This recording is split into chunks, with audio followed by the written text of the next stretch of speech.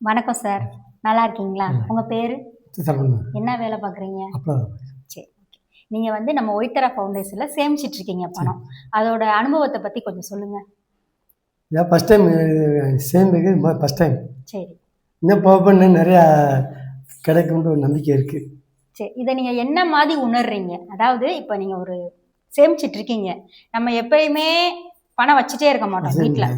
ஒரு தீபாவளி வந்தால் கடன் வாங்குவோம், ஒரு பொங்கல் வந்தால் ட்ரெஸ் எடுக்க கடன் வாங்குவோம், மண்டவெல்லாம் அரிசி வாங்கணும்னு சொல்லி கூட ஓடுவோம் ஒருத்தங்கிட்ட கைமாத்து வாங்குறதுக்கு. ஆனால் இப்போ உங்ககிட்ட ஒரு சேமிப்பு இருக்குது. என்ன மாதிரி நீங்கள் அதை உணர்வு பூர்வமாக ஏற்றுக்கிறீங்க? வீட்டில் ஒரு சர்ப்ரைஸ் ஆச்சுக்கு இது தெரியாது. Super sir. கொடுத்தா ஃபேமிலிக்கு ஒரு சந்தோஷம் கிடைக்கும். கண்டிப்பாக. ஆனால் என்ன செய்ய எனக்கு தெரியாது. வாங்குகிற சம்பளங்க கொஞ்சம் கொடுப்பேன். கொடுத்தா அது சந்தோஷப்படுவாங்க. இது சேமிக்கிறது தெரியாது. பின்னால ஒரு அடுத்த வருஷம் வாங்க சர்ப்ரைஸா வீட்டுக்கு கொண்டு போய் கொடுக்குறது. கண்டிப்பா அந்த மாதிரி ஒயிட்டரா ஃபவுண்டேஷன்ல சேமிச்சதுமா எனக்கு குடும்பத்துக்காக தான் சேமிக்கிறேன். கண்டிப்பா கண்டிப்பா. பிள்ளை சந்தோஷமாக்கணும், ஒய்ஃபு தானே 4 பேர் சந்தோஷம். இதுல பார்த்து 4 பேர் சேர்ற மாதிரி நான் இன்வெஸ்ட் பண்ணி விட்டுருக்கேன். உங்க வயசு சார்? 54.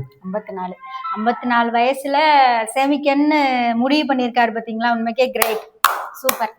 கண்டிப்பா உங்களை விட்டு 4 பேர்த்த நீங்க இதுல சேர்க்கணும். நம்ம ஒரு ஃபேமிலியா இருக்கணும். கண்டிப்பா கடன் வாங்கக்கூடாது, தவணை வாங்கக்கூடாது, லோன் வாங்கக்கூடாது. எப்பயுமே நம்ம கையில பணம் இருந்துட்டே இருக்கணும். எங்க இருக்கணும்? நம்ம ஒயிட்டரா ஃபவுண்டேஷன்ல எப்பயுமே நமக்குன்னு ஒரு சேமிப்பு இருந்துகிட்டே இருக்கணும். எது வந்தாலும் போடான்ட்டு போயிடலாம், அப்படிதானே? கண்டிப்பா மேலும் மேலும் இன்னும் சேமிக்கணும். நீங்க நல்லா இருக்கணும்.